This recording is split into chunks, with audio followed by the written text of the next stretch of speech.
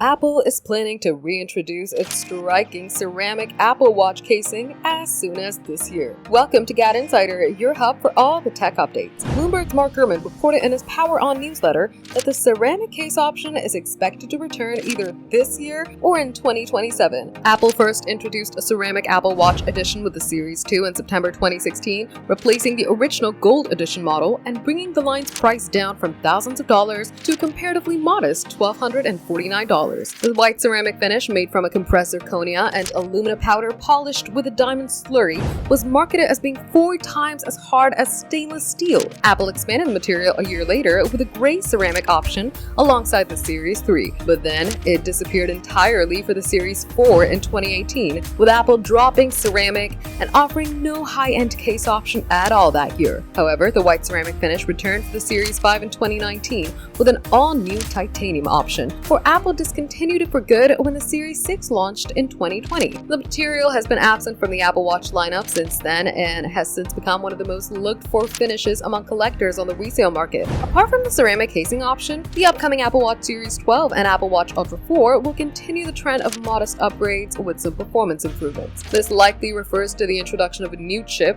as the previous 2 Apple Watch generations have featured the same S10 chip. Gurman said that this year's new Apple Watch models will also offer new color and band options, alongside a number of new health and fitness-related upgrades. The Apple Watch Series 12 and Apple Watch Ultra 4 are expected to be launched with the iPhone 18 Pro, iPhone 18 Pro Max, and the first foldable iPhone next month. For more updates, subscribe to GadInsider, like and share the video, and don't forget to press the bell icon so you never miss any update.